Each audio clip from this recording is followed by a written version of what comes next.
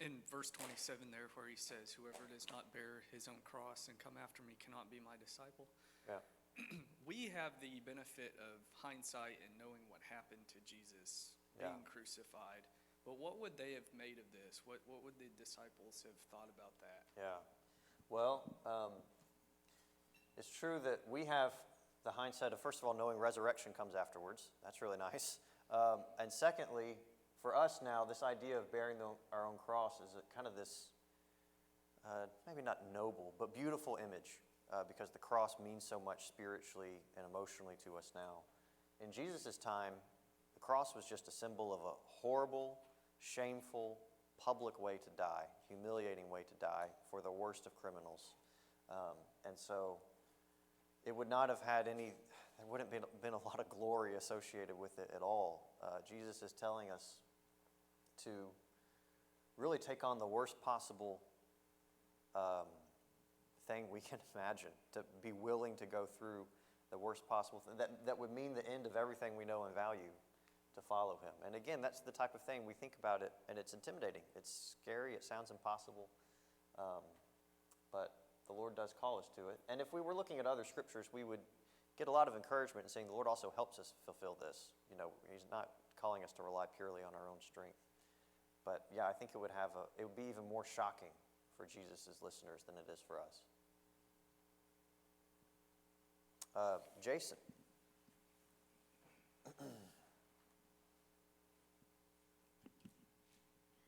Yeah, I just kind of to add to some of those comments that have been made and some of the things you said, just to draw maybe some attention to there in these examples that he gives, there is an assessment, right? There is an analysis.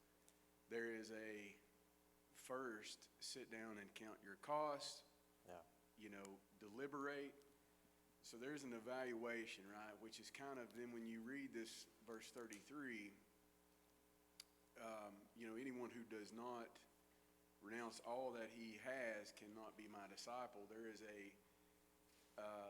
some reflection, right? Some assessment, some analysis that we have to do in our own lives and determine if those things are standing before between us and what God wants for us, right? So just very similar to the two examples that he gives, there is again I'll call it that assessment or analysis that we have to do and determine if we can give those things up to follow God. Yeah. And we can appreciate that Jesus is not pulling a fast one where he maybe offers us a lot of great benefits and then hides the cost of it until after we've accepted the benefits or something. He's telling us up front, like, I want you to know what is involved in following me, so that we will consciously, voluntarily make that decision, knowing the cost. Yeah. Sue.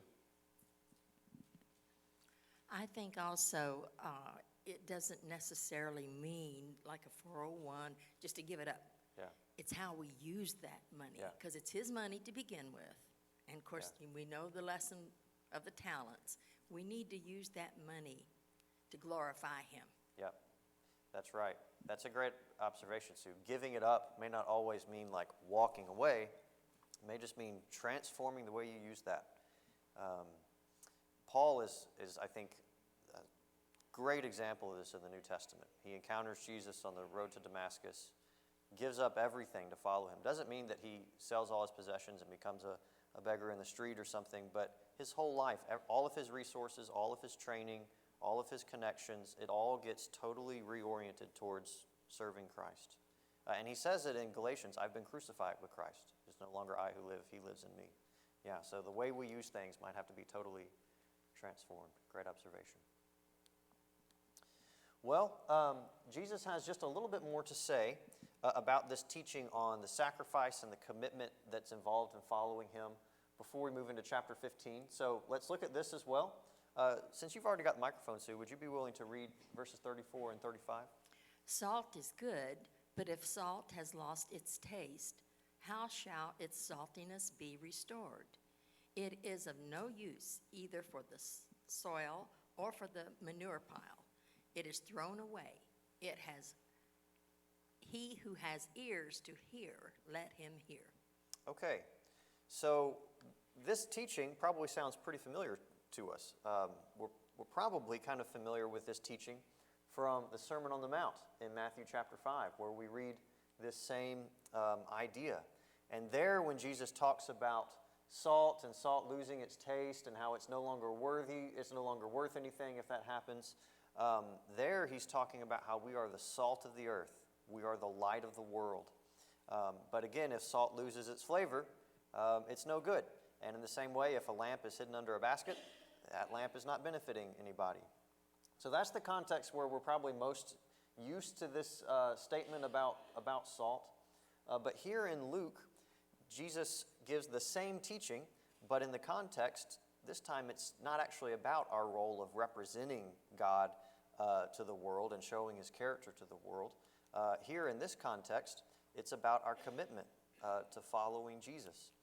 So someone who becomes a follower of Jesus but doesn't count the cost, who doesn't put Christ above everything else in his life, is like salt that has lost its flavor. That salt used to have value. That disciple used to follow Jesus, but the salt is now worthless. Now that person is no longer a disciple because they did not count the cost. So Jesus is making it clear to us that there is not a middle road when it comes to him. There isn't a middle road in following him where there's this option to follow Jesus while at the same time loving someone or something else in life more than him. That type of disciple just doesn't exist, Jesus is telling us through this teaching about salt. And then he closes with this famous phrase that he uses on other occasions, he who has ears to hear, let him hear. In other words, if we can comprehend what Jesus is saying, then we need to take it to heart. We need to really digest what he's saying. We need to put him first above everything else in life. So that wraps up chapter 14. We're ready for chapter 15, but before we move in there, any questions or reflections on verses 34 and 35? Barbara.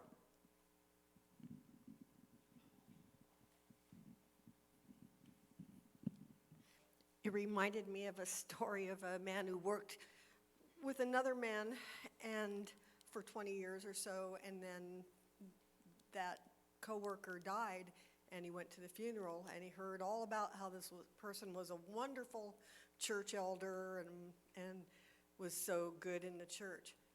And this man who worked with him said, I never knew he was a Christian. And, that I think is, reflective of this here, that we're not supposed to hide our light, under a basket. We're not supposed to be church candles. We're supposed to be lighting up the world around us. And I don't have a friend that doesn't know that I am Christian and I'm there to help them, and that I haven't, spoken the gospel to them. And I, think this is an encouragement to us that we need to do that too, that we should be thinking, of our whole life that we live in this world and the people that we see on a regular basis. Are we sharing that light with them? Yeah. Are we sharing the gospel with them? Are we, telling them of the truth? Yeah, And absolutely. So I just thought that was a good example of that. Yeah. If our lights are only shining on Sunday mornings, then the only people seeing it are those who are already aware it exists, and are we really doing the good Jesus is calling us to do in the world? Bob.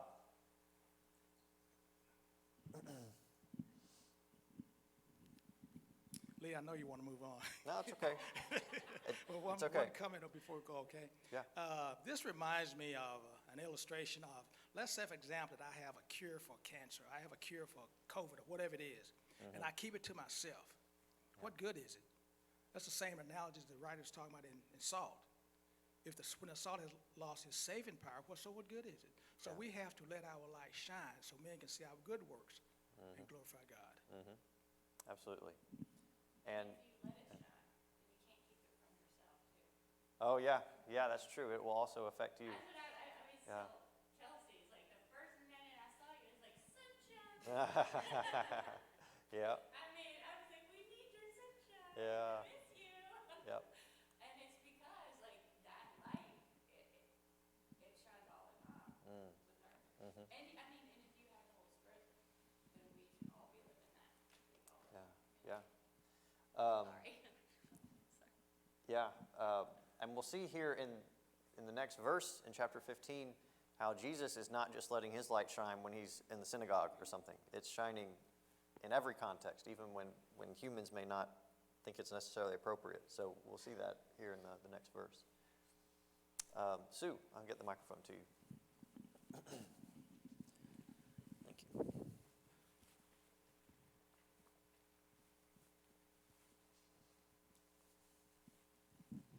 Salt is used for a preservative. So we need to be salty. We need to preserve the Word of God. And the only way we're going to be able to do that is to study it, know it, and share it. Yeah, that's right. Let's see. I was trying to look. Okay. You're right. Salt is also a preservative. I thought maybe in Matthew it mentioned both taste and preserving, but I think it's just taste. But it's right. There can be a double meaning with salt. It's preserving the truthfulness of the gospel and also doing it in a appealing way. You know, there's flavor that comes with salt too. So yeah, there's a lot of ways to use that language. Salt loses its saltiness, it was never salt, right? Yeah. Yeah. Go ahead. They would have known salt doesn't lose its flavor. Yeah. They would have known that. Yeah. And also, if you put salt in soil, it does not grow crops. So I'm sitting here just confused. Yeah. Yeah. So I think that's a great observation, Nathaniel. I think this is a good example of Jesus using some like extreme language that might even sound kind of silly at times to get to make sure make sure people remember what he said, that it sticks in their minds. Like earlier in Luke, we read about, why do you try to remove the speck from someone's eye when there's a plank in yours? Well, I mean, how many people do you see walking around with a plank of wood sticking out of their eye?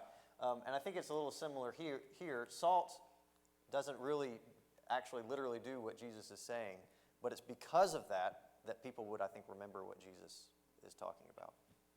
Yeah. Okay, so with this teaching, we reach the end of chapter 14, and we move into chapter 15. Chapter 15, again, is one of the most well-loved chapters of the Gospel of Luke, and really one of the most well-loved chapters of the entire Bible. So this chapter consists of 3 parables of Jesus, the parable of the lost sheep, the parable of the lost coin, and the parable of the prodigal son. And because this chapter is so well loved, it's preached about a lot, it's taught a lot of people may locate their favorite passage of the Bible in here. You've probably heard, if you've grown up in church, you have probably heard many sermons, many Bible classes devoted to these parables. And as I was trying to put some notes together for this morning, I was thinking how even at this church in recent history, we've spent quite a bit of time in this chapter. So right here on the screen, if you remember, the 2019-2020 Lads to Leaders theme was Lost, and it was based on Luke 15. And in March 2021, as part of that whole theme, and I think as the convention was coming up, I preached on that theme here. And then in April of this past year, we had a guest speaker, Ty Kalish, I hope I'm pronouncing that name right, from Missouri. We had a guest speaker here. He taught Bible class and he preached for us. And his Bible class was dedicated to the parable of the prodigal son. And during that class, we walked through the parable line by line and talked about it in pretty close detail. And then just this past June, our own brother Bob preached on the parable of the prodigal son for Father's Day. So these parables and the basic message of them, I hope, is at least fairly fresh on our minds. We spent a lot of time in them recently, and again, churches all over the world spend a lot of time in these parables. And so because of that, what I was hoping to do this morning was actually not look in as close detail at them as we've looked at other chapters in Luke, but I do want us to still appreciate the message of these 3 parables, appreciate the message of Luke 15, especially because that message is truly incredibly powerful, and that's why these parables resonate with so many people. So let's first, though, set some context. We've been talking about how important context is, so let's try to set some context for these parables. Luke gives us our context in the first 2 verses. So would someone care to read Luke 15, 1 and 2? I don't know where the microphone went off to. You got it, Sue? If you'd like to read, you can. I know you've already read once, but... All right. Okay, thank you. Now the tax collectors and sinners were all drawing near to hear him. And the Pharisees and the scribes grumbled, saying, "This man receives sinners and eats with them." Okay, thank you. So our context here has the Pharisees once again upset with Jesus' actions. And this isn't the first time that we've seen this in Luke.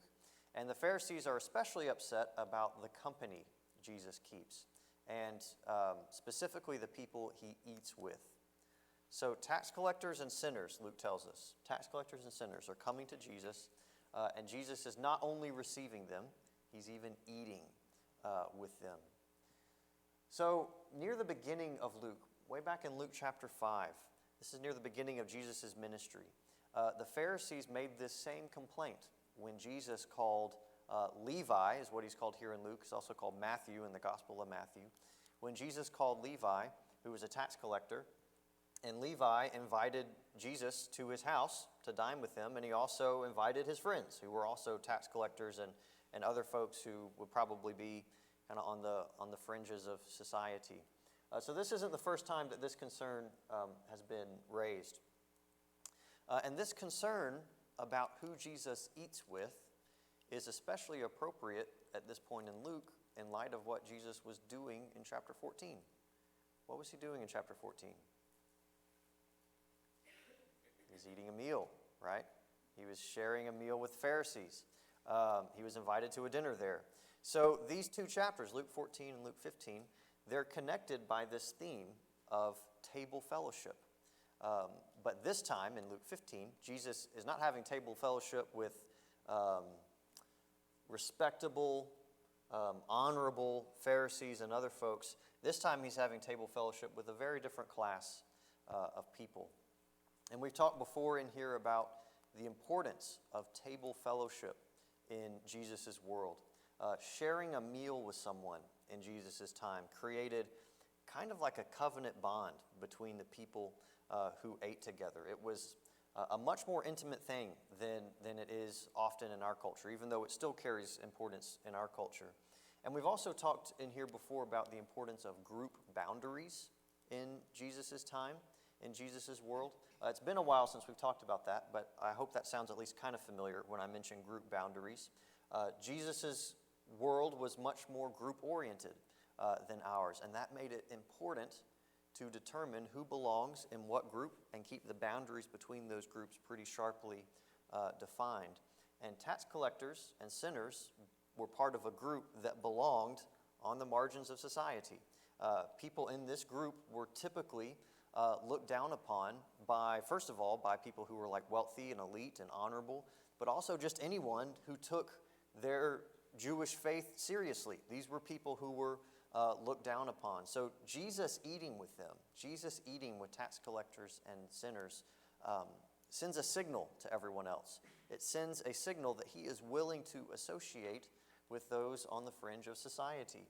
He's willing to associate with a group of people that most would not expect a man of God to associate with, and they definitely wouldn't expect the Messiah to associate with. So this would have been offensive. This would have been shocking to the Pharisees, because the Pharisees, as we know, they take their faith very seriously. They take the details of the law very seriously. They take holiness very seriously, and Jesus eating with these people is just really contrary to those sensitivities that they have. So Jesus will then tell these 3 parables in response to this criticism. So in the time we've got left, instead of reading each one of these parables and then working like line by line through them, let's just take some time to just read all 3 of them. Let's just read all 3 of them and then reflect. So I know we have a few folks who commonly volunteer to read. If you would be willing and ready, that would be really helpful right now. Let's first read this parable of the lost sheep, and then parable of the lost coin, and then I'll get a couple of readers to read prodigal son because it's so long. But would someone be willing to read Thank you, Barbara. If you could read 15, 1 through 7. Now the tax collectors and sinners were all drawing near to him, and the Pharisees and the scribes grumbled, saying, "This man receives sinners and eats with them." So he told them this parable. "What man of you, having 100 sheep, if he has lost one of them, does not leave the 99 in the open country and go after the one that is lost until he finds it? And when he has found it, he lays it on his shoulder, rejoicing. And when he comes home, he calls together his friends and his neighbors, saying to them, 'Rejoice with me, I have found my sheep that was lost.' Just so, I tell you, there will be more joy in heaven over one sinner who repents than over 99 righteous persons who need no repentance." All right, thank you. Now, would someone be willing to read the parable of the lost I coin? got this. You want to? You want to take it? Okay. Or what woman, having 10 silver coins, if she loses one coin, does not light a lamp and sweep the house and seek diligently until she finds it? And when she has found it, she calls together her friends and neighbors, saying, 'Rejoice with me, for I have found the coin that I had lost.' Just so, I tell you, there is joy before the angels of God over one sinner who repents." All right, so there's the parable of the lost coin. And then next, let's move into the parable of the prodigal son. Would anyone be willing to read this first slide, verses 11 through 19? Ron, go ahead.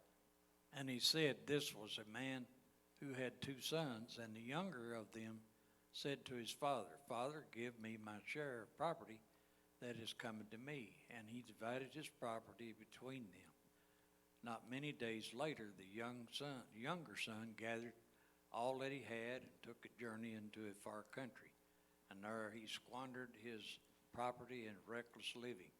And when he had spent everything, a severe famine arose in that country, and he began to be in need.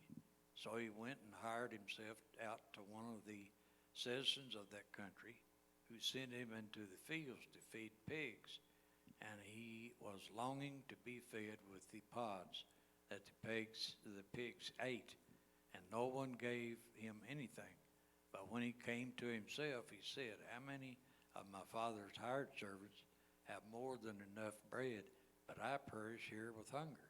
I will arise and go to my father, and I will say to him, Father, I have sinned against heaven and before you, and I am no longer worthy to be called your son.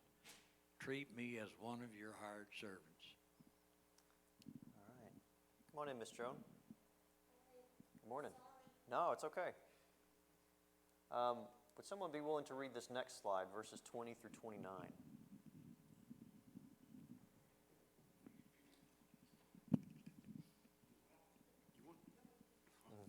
Thanks, Jason.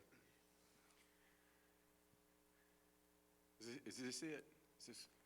This, and then there's a little bit on the Okay. next slide. Okay, sorry. And he arose and came to his father, but while he was still a long way off, his father saw him and felt compassion and ran and embraced him and kissed him. And the son said to him, "Father, I have sinned against heaven and before you. I am no longer worthy to be called your son." But the father said to his servants, "Bring quickly the best robe and put it on him. Put a ring on his hand and shoes on his feet. And bring the fattened calf and kill it, and let us eat and celebrate. For this my son was dead and is alive again. He was lost and is found."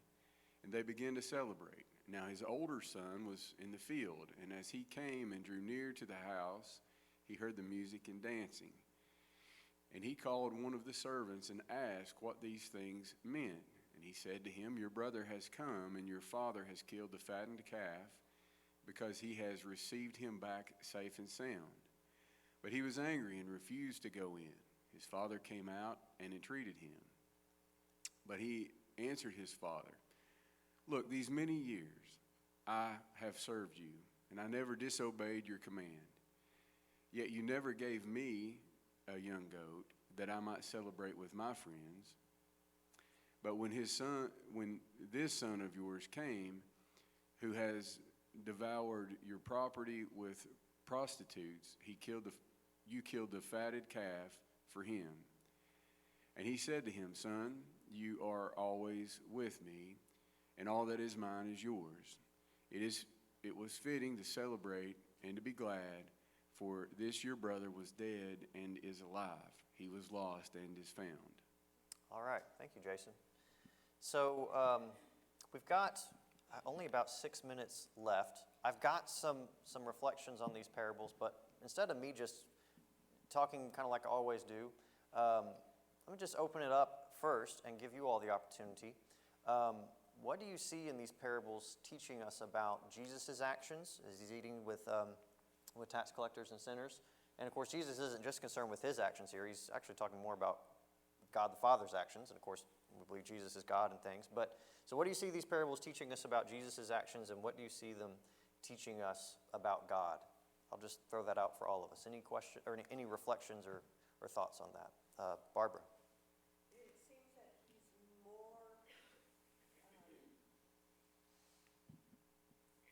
God prefers us to be not just, being Christian and acting and living like a Christian, but actively seeking to bring more people into Christianity.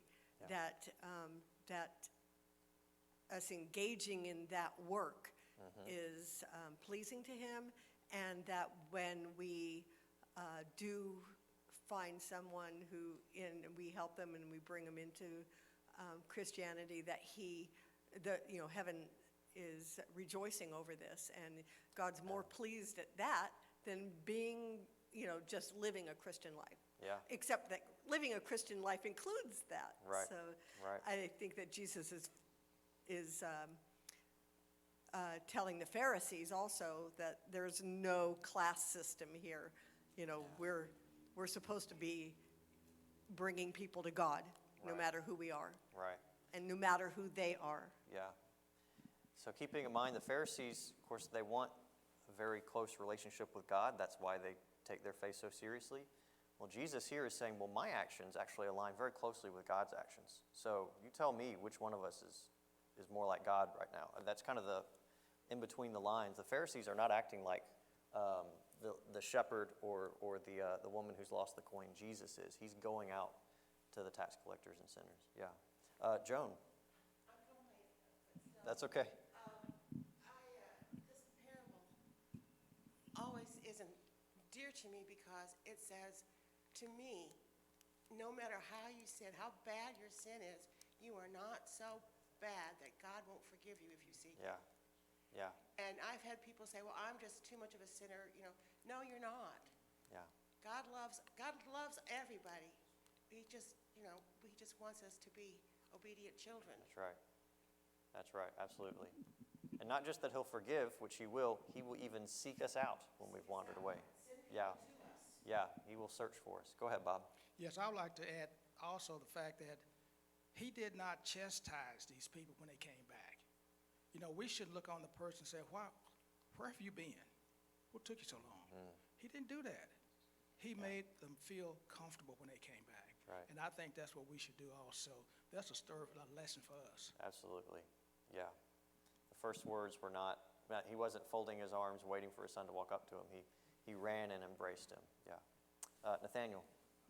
Oh, okay. Sorry, I thought I saw your hand. Anyone else?